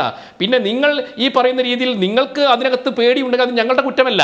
നിങ്ങൾക്ക് നരേന്ദ്രമോദി സർക്കാരിനെയോ ഞങ്ങളുടെ നയങ്ങളെയോ നേരിട്ട് ജനാധിപത്യ രീതിയിൽ ചെറുത്തു തോൽപ്പിക്കാനോ നയപരമായ ചർച്ച ചെയ്ത് തോൽപ്പിക്കാനുള്ള ശേഷിയില്ലാത്തതിന് പകരം ഇത്തരത്തിലുള്ള ബഹളം പ്രക്ഷുബ്ധമാക്കി ബഹളം വെച്ചുകൊണ്ട് കൂക്കി വിളിച്ചുകൊണ്ട് സഭ നടത്തി കൊണ്ടുപോയെന്നാണ് നിങ്ങളുടെ ഉദ്ദേശമെങ്കിൽ ആ ഉദ്ദേശത്തെ നടത്താൻ ഈ സർക്കാർ ആയിക്കോട്ടെ, രണ്ടാം സർക്കാർ ആയിക്കോട്ടെ, മൂന്നാം സർക്കാർ ആയിക്കോട്ടെ, ഈ രാജ്യത്തിലെ ജനങ്ങളുടെ വികസനത്തിനും അവകാശങ്ങൾക്കും വേണ്ടിയിട്ടാണ് ഈ സർക്കാർ മുന്നോട്ട് പോകുന്നത്. അപ്പോൾ സ്വാഭാവികമായിട്ട് ജനങ്ങളുടെ ഒരുപാട് പ്രശ്നങ്ങൾ അവിടെ പരിഹരിക്കേണ്ടതുണ്ട്.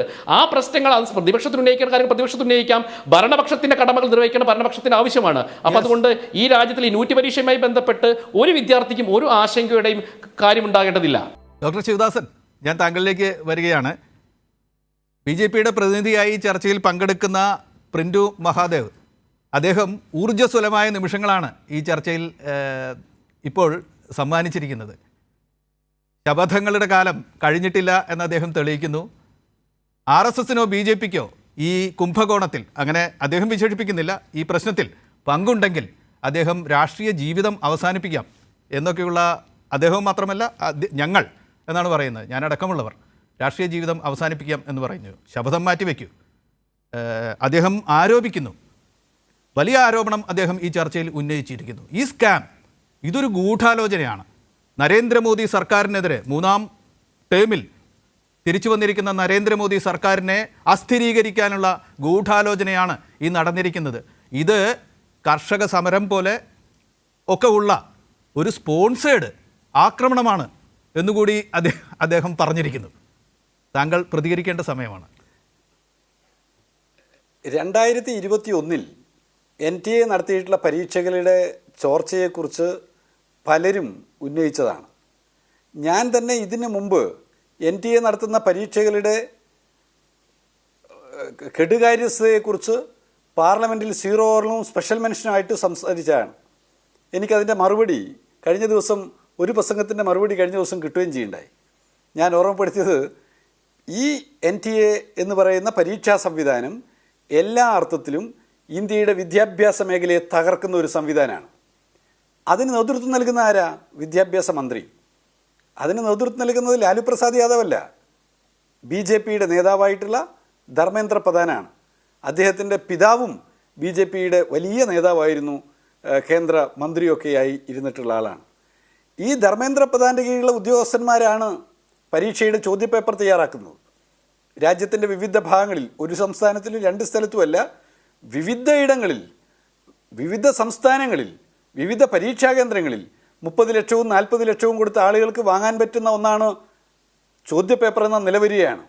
ലാലു പ്രസാദ് യാദവിൻ്റെ ആളാണോ, അല്ലെങ്കിൽ അദ്ദേഹത്തിൻ്റെ പാർട്ടിയാണോ ഗുജറാത്ത് ഭരിക്കുന്നത്? അദ്ദേഹത്തിൻ്റെ പാർട്ടിയാണോ UP ഭരിക്കുന്നത്? അദ്ദേഹത്തിൻ്റെ പാർട്ടിയാണോ ഒഡീഷ ഭരിക്കുന്നത്? ഇവിടെയൊക്കെ ചോർച്ച റിപ്പോർട്ട് ചെയ്യപ്പെട്ടിട്ടുണ്ടല്ലോ. അപ്പോൾ ഇതിൽ നിന്ന് മനസ്സിലാക്കാൻ പറ്റുന്ന എന്താണ്? രാജ്യത്തിൻ്റെ എല്ലാ ഭാഗത്തും ചോദ്യപേപ്പറുകൾ ചില പ്രത്യേക വ്യക്തികൾക്ക് കിട്ടിയിട്ടുണ്ട് എന്നുള്ളതാണ്. അത് സംബന്ധിച്ച് മാധ്യമങ്ങൾ പ്രസിദ്ധീകരിച്ചിട്ടുള്ള വാർത്ത ഞാനൊന്ന് അങ്ങയുടെ ശ്രദ്ധയപ്പെടുത്താം. ഇവിടെ 718, 719 മാർക്ക് വീതം ലഭിച്ച സ്കൂളിൻ്റെ പ്രസിഡൻ്റായ അനുരാധ യാദവിൻ്റെ അനന്തരവൻ ശേഖർ യാദവ് യുവമോർച്ച ജില്ലാ പ്രസിഡൻ്റാണ്. ഇനി മറ്റൊരു വാർത്ത കൂടി. റോത്തക്കിൽ ഇത്തവണ പരാജയപ്പെട്ട BJP MP അരവിന്ദ് ശർമ്മയുടെയും ശേഖറിൻ്റെയും അടുത്ത ബന്ധത്തെക്കുറിച്ച് പരാമർശിക്കുകയാണ്. ഇതിനുമപ്പുറത്ത് BJPയുടെ ഈ സർക്കാർ, നരേന്ദ്രമോദിയുടെ 3ാം തവണയുള്ള സർക്കാർ അധികാരത്തിലിരിക്കുന്നതിന് പിന്തുണ കൊടുത്തുകൊണ്ടിരിക്കുന്ന ഒരു പാർട്ടിയുണ്ട്, ബീഹാറിലെ നിതീഷ്. ആ നിതീഷിനോടൊപ്പം ഇതിലെ കുറ്റാരോപിതരായിട്ടുള്ള വ്യക്തികൾ നിൽക്കുന്ന ഫോട്ടോ പ്രചരിപ്പിക്കപ്പെട്ട് കഴിഞ്ഞു, പ്രചരിക്കുന്നുണ്ട് വിവിധ ഭാഗങ്ങളിൽ. അത് മോർഫ് ചെയ്തിട്ടാണെങ്കിൽ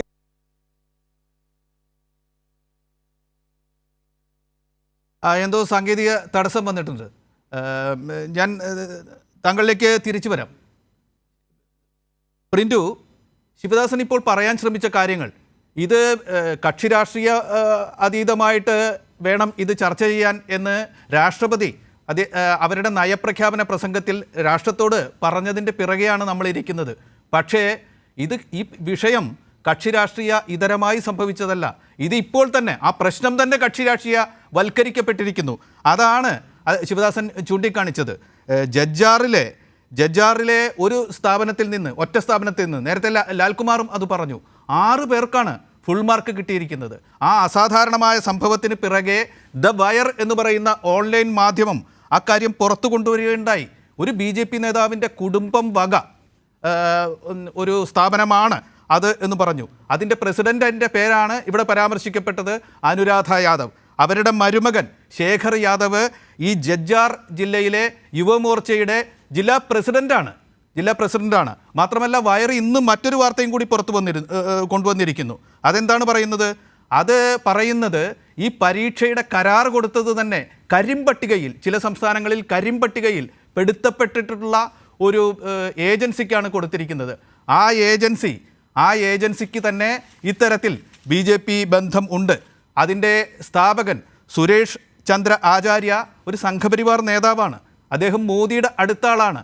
അദ്ദേഹം സംഘപരിവാർ നേതാക്കളുടെ കൂടെ, മോദി അടക്കമുള്ളവരുടെ കൂടെ പരിപാടികളിൽ പങ്കെടുക്കുന്ന പടങ്ങൾ സഹിതമാണ് ദ വയർ ആ വാർത്ത കൊടുത്തിരിക്കുന്നത്. ഈ മോദി ചെയർമാനായ CSIR ഏജൻസിയാണ് ഈ കരാർ നൽകിയിരിക്കുന്നത്. ഇത്തരത്തിൽ വാർത്തകളുടെ കുത്തൊഴുക്കാണ്. ആ കുത്തൊഴുക്കിനെ എങ്ങനെ നേരിടും? ഇത് മുഴുവൻ ഒരു സ്പോൺസേഡ് ആയിട്ടുള്ള ഒരു എന്ന് വെച്ചാൽ ആരോ ഗൂഢാലോചന നടത്തുന്നു, അതിലേക്ക് ഒരുപാട് പേർ പണവുമായി വന്ന് ക്വസ്റ്റ്യൻ പേപ്പർ വാങ്ങുന്നു. ഒരു ഗൂഢാലോചനയ്ക്ക് വേണ്ടി ഇതെല്ലാം ഈ രാജ്യത്ത് സംഭവിക്കുന്നു. ആ ഗൂഢാലോചന തിയറി ഓടുവോ പ്രിന്റ് മാഷേ? അല്ല സാർ, ഇതിനകത്ത് നമുക്ക് അതിൻ്റെ ഒരു ആധികാരികത, വിഷയവുമായി ബന്ധപ്പെട്ട ആധികാരികത ഈ ചില ന്യൂസ് മീഡിയ ചെയ്ത് അവിടെ നിൽക്കട്ടെ. പക്ഷേ ഇതിനകത്ത് കൃത്യമായിട്ട് ഇന്ന് CBI അന്വേഷണം നടക്കുന്നുണ്ട്. അതുമായി ബന്ധപ്പെട്ട് ED അടക്കമുള്ള ആളുകൾ ഇതുമായി ബന്ധപ്പെട്ട അന്വേഷണം നടത്തുന്നത്. കൃത്യമായിട്ട് നമുക്കറിയാം 27ഓളം ഇതുമായി ബന്ധപ്പെട്ട പ്രതികളെ അറസ്റ്റ് ചെയ്തിട്ടുണ്ട്. ഓരോ ദിവസവും കൃത്യമായിട്ടുള്ള തെളിവുകളുടെ അടിസ്ഥാനത്തിൽ ശാസ്ത്രീയമായിട്ട് നമുക്കറിയാലോ, ഇവർ കത്തിച്ച ഉത്തര പേപ്പറിൻ്റെ കോപ്പി അടക്കം കിട്ടി. അപ്പോൾ ഇതുമായി ബന്ധപ്പെട്ട ശാസ്ത്രീയമായ ഒരു അന്വേഷണമാണ് രാജ്യത്ത് നടന്നുകൊണ്ടിരിക്കുന്നത്. കാരണം സുതാര്യമായിക്കൊണ്ട് ഇതുമായി ബന്ധപ്പെട്ട് എല്ലാവിധ അന്വേഷണം നടന്നുകൊണ്ടിരിക്കുന്ന സാഹചര്യമാണ് രാജ്യത്തുള്ളത്. സ്വാഭാവികമായി അന്വേഷണം നടക്കുന്നു.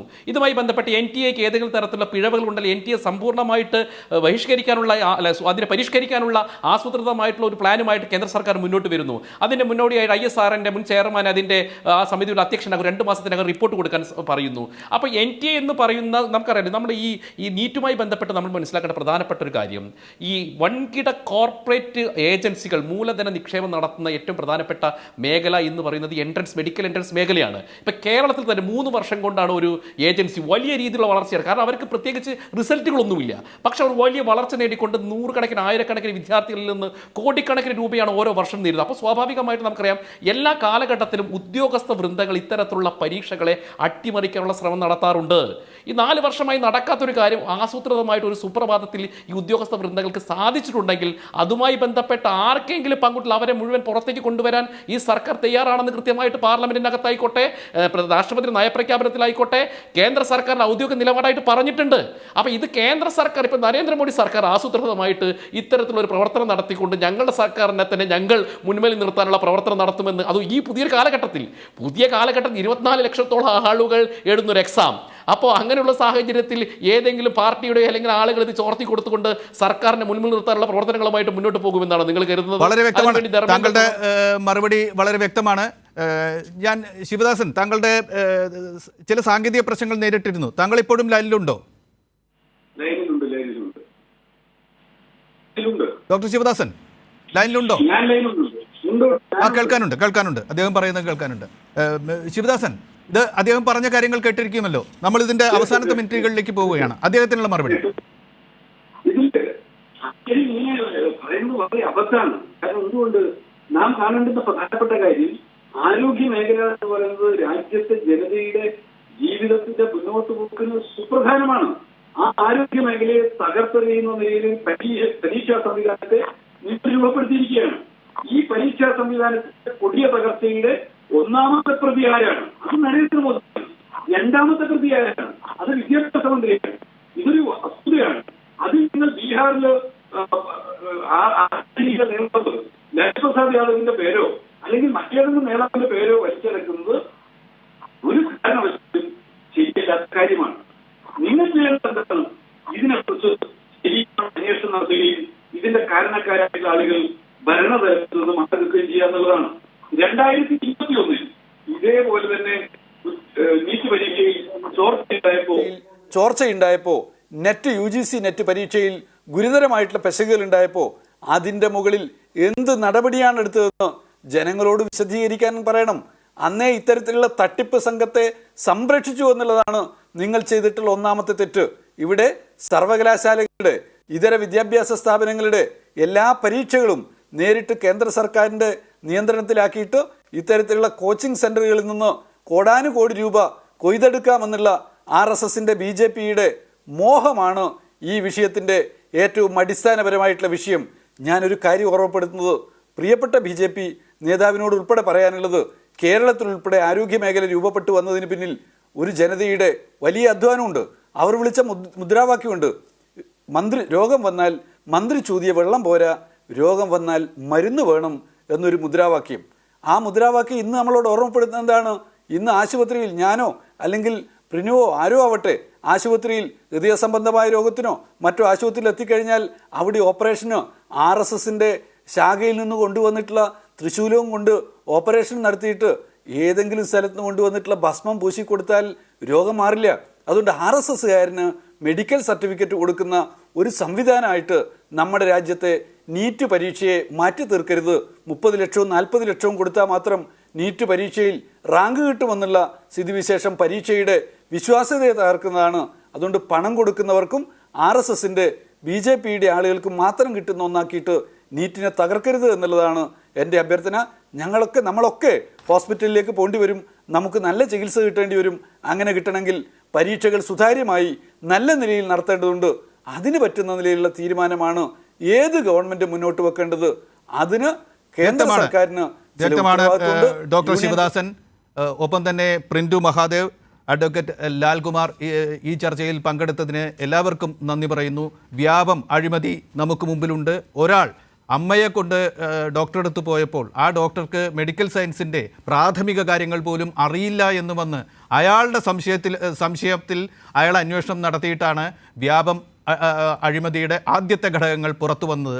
മറ്റൊരു മഹാകുംഭകോണത്തിൻ്റെ മുന്നിൽ നമ്മൾ നിൽക്കുമ്പോൾ നാളത്തെ ചികിത്സകർക്ക് അറിവുണ്ടാകണം, അവർ പണം കൊടുത്ത് ബിരുദം നേടിയവർ ആവരുത് എന്നാണ് ഈ രാജ്യത്തിൻ്റെ താല്പര്യം എന്ന് ഊന്നിപ്പറഞ്ഞുകൊണ്ട് ന്യൂസ് ആൻഡ് ന്യൂസ് ഇവിടെ അവസാനിപ്പിക്കുന്നു.